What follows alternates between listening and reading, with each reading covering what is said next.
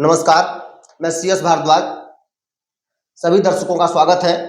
आज हमारे साथ हैं AD न्यूज इंडिया के प्रधान संपादक श्री अमन सांडिल्य जी। भैया को नमस्कार। भैया, अभी आज बिहार में इंडी गठबंधन के सीटों का बंटवारा हो गया, जिसके तहत 26 सीटें आरजेडी लड़ रही है, 9 सीटों पर कांग्रेस और 5 सीट कम्युनिस्टों को दिया गया है। क्या ये 26 सीटें लड़कर आरजेडी कुछ पा पाएगी? पिछली बार शून्य रही थी, क्या इस बार कुछ उम्मीद लग रहा है या इस बार भी स्वाहा ही रहेगी आरजेडी?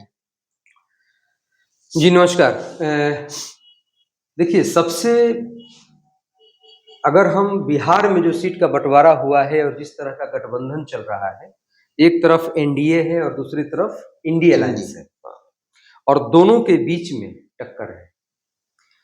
अभी तक जो मेन स्ट्रीम मीडिया है या जो पत्रकार है, पत्रकारों का भी दो मत है इसमें। एक पत्रकार, एक वर्ग वो है जो पूरी तरह से एनडीए अलायंस को, एनडीए यानी भाजपा का जो गठबंधन है, उसको कह रहे हैं कि ये कम से कम 38 और अधिक से अधिक 40 सीटों पर एनडीए जीत सकती है, यानी इंडी अलायंस का सुपड़ा साफ रहता है अभी का जो प्रेडिक्शन है।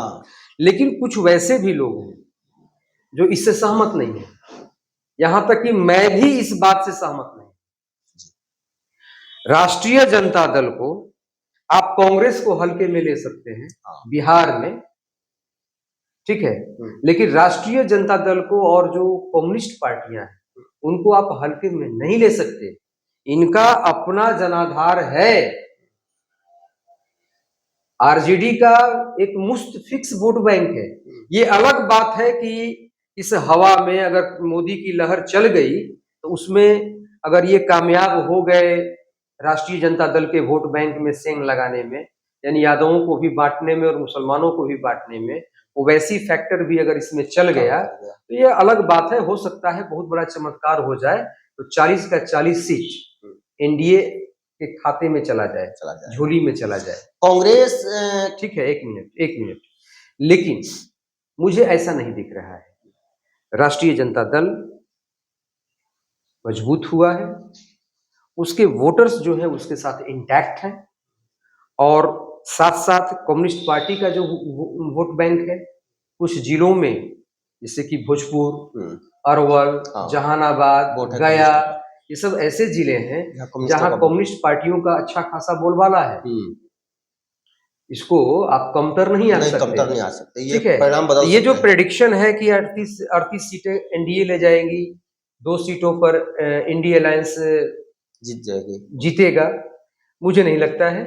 मेरा जो मानना है कि अगर एनडीए अगर बहुत बढ़िया परफॉर्मेंस दिखाएगा तो 30 या 32, कम से कम 8 सीटें राष्ट्रीय जनता दल, कांग्रेस और कम्युनिस्ट पार्टी के जो कैंडिडेट होंगे या पार्टियां जो हैं, इनको 8 सीटें कम से कम तो मिलना तय है। इनमें कहीं से कांग्रेस भी दिख रही है एक आध सीटों पर जीतते हुए, ऐसा कुछ? देखिए, कांग्रेस के लिए अभी कांग्रेस तो एक सीट किशनगंज, उसका पिछले चुनाव में वो कांग्रेस के खाते में चला गया। जो उम्मीद इस बार भी है कि कांग्रेस का सबसे भरोसेमंद सीट जो सासाराम संसदीय क्षेत्र था, इस बार ये सूचना आ रही है कि मीरा कुमार अपने स्वास्थ्य वजहों से चुनाव नहीं लड़ेंगे। अब इसके जगह पर यहाँ से कांग्रेस चुनाव लड़ती है कि राष्ट्रीय जनता दल चुनाव लड़ता है, कौन लड़ेगा अभी ये क्लियर नहीं हुआ है। अगर आरजेडी यहाँ से चुनाव लड़ेगा तो वो अच्छा खासा फाइट देगा, लेकिन अगर कांग्रेस चुनाव लड़ती है तो अब कांग्रेस के साथ मीरा कुमार नहीं लड़ेंगी। मीरा कुमार के जगह पर किसी और को कांग्रेस अगर टिकट देती है तो यहाँ से एनडीए सासाराम संसदीय क्षेत्र से क्लियर आसानी से जीत जाएगा। दूसरी बात एक यह है कि जो भी गठबंधन की स्थिति है फिलहाल, आप कह रहे हैं कि 8 सीटें जीतने की स्थिति बन रही है, लेकिन अभी जो दिख रहा है जैसे पूर्णिया सीट पे विरोधाभास, बीमा भारती को चुनाव का टिकट दे देना आरजेडी का, और पप्पू यादव वहां से ताल ठोक रहे हैं, तो ये सब कुछ ठीक है, बहुत मजबूत है। इसके बाद भी आपसी खींचतान जो है इनको नुकसान करते दिख रहा है। मैं एक बात मैं बोला ना राष्ट्रीय जनता दल का जो वोटर्स हैं वो इंटैक्ट है, ठीक है। आपसी खींचातान से वोटर प्रभावित होने वाले नहीं, पहली बात। दूसरी बात कि प्रभावित कौन हो सकता है, कुछ प्रभाव पड़ सकता है। प्रभावित वो वोटर होंगे जो फ्लोटिंग वोटर हैं, जो कहीं भी किधर भी जा सकते हैं, जिनका अपनी कोई पार्टी नहीं होती, वो हवा को देख करके वोटिंग करते हैं या परिस्थिति को या कैंडिडेट को देख करके वोटिंग करते हैं, वो फ्लोटिंग वोटर्स हैं। वो हो सकता है उन पर प्रभाव पड़े, लेकिन मिला जुला करके टक्कर रहेगा, कांटे का टक्कर रहेगा। अरे यहाँ पर दो ही अलायंस ही है, एनडीए और इंडिया अलायंस, टक्कर तो इनके बीच में होना है, ठीक है। कोई जीते कोई हारे, कोई जीतेगा कोई हारेगा, लेकिन राष्ट्रीय जनता दल और कांग्रेस का जो गठबंधन है वो टक्कर देगा, मजबूती से टक्कर देगा, ठीक है। और इतना आसान भी नहीं है कि राष्ट्रीय जनता दल और कांग्रेस के गठबंधन को बिहार में आसानी से हराया जा सके।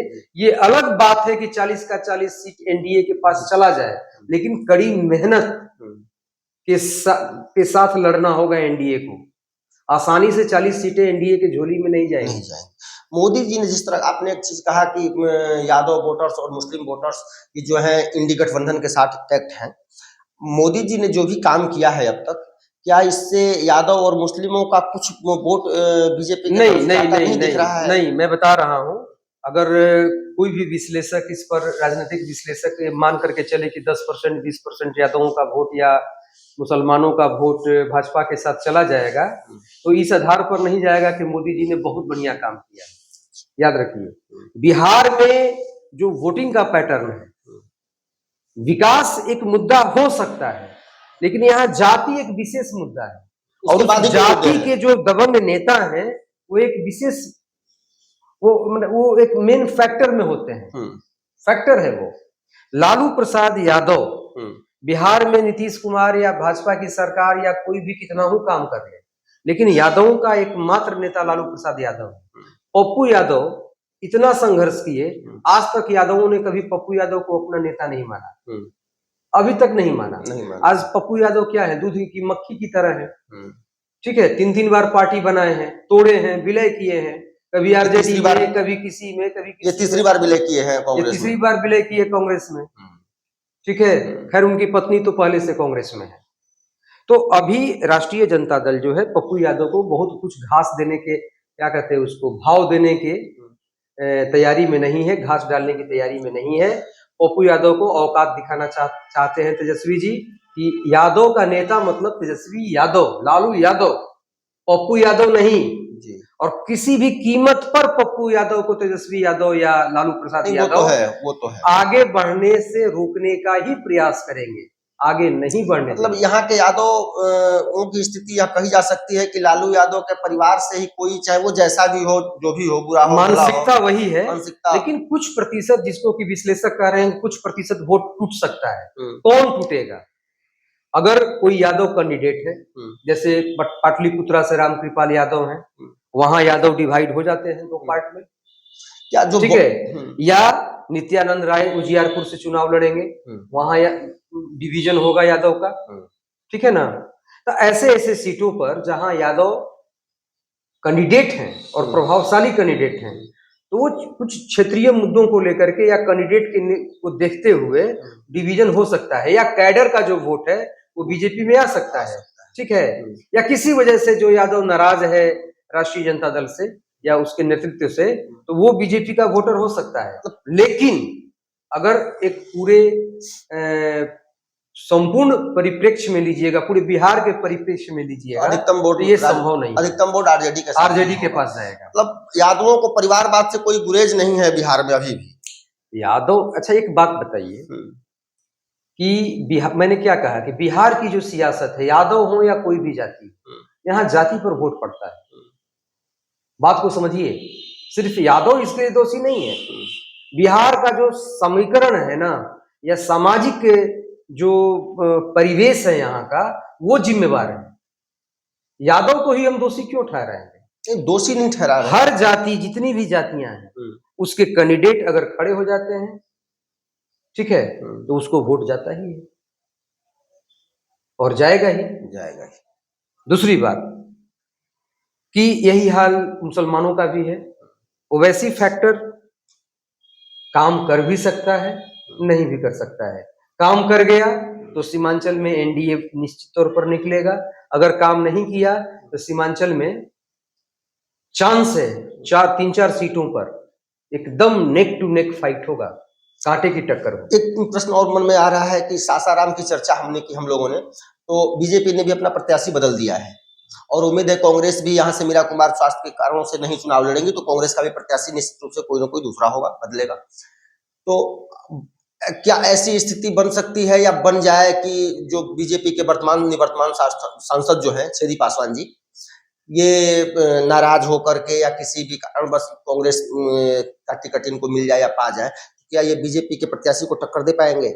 देखिए, मुझे नहीं लगता है कि छेदी पासवान जी को कांग्रेस हाथों हाथों लेकर के तुरंत यहाँ टिकट दे देगी। पहली बात, अगर टिकट दे भी देगी तो यहाँ का पासवान वोटर छेदी पासवान के साथ नहीं जाएगा, वो चिराग पासवान को अपना नेता मानता है, ठीक है ना, बिहार का जी। और छेदी पासवान का टिकट जो कटा है तो ऐसे नहीं कटा है, सर्वे हुआ है और सर्वे में पाया गया है कि अगर इनको इस बार टिकट दिया गया तो भाजपा का जो कोर वोटर है वो भाजपा के साथ न रह करके कांग्रेस के साथ शिफ्ट हो सकता है, ठीक है। दूसरी बात की शिवेश राम है, तो शिवेश राम जी मुनीलाल राम के लड़के हैं और मुनीलाल राम की छवि जो रही है, 2 बार यहाँ से सांसद रहे और दोनों उनके सांसद जब तक रहे कार्यकाल में उनसे किसी की नाराजगी नहीं रही।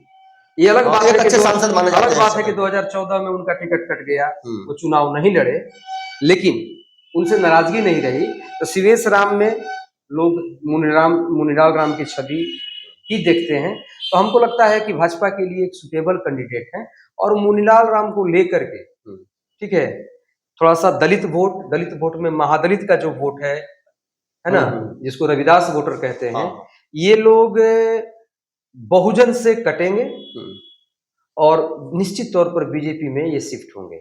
और जहां तक अब चूंकि बिहार के समीकरण में दलितों में पासवान और रविदासों के बीच में एक संघर्ष रहा है कि जिधर रविदास जाते हैं उधर पासवान नहीं जाते, लेकिन अभी का जो समीकरण है, पासवानों के साथ मजबूरी है कि वो चिराग पासवान को देख रहे हैं, ठीक है ना, और जो रविदास वोटर्स हैं वो जाति को देखेंगे, तो शिवेश राम के साथ जाना लगभग तय है।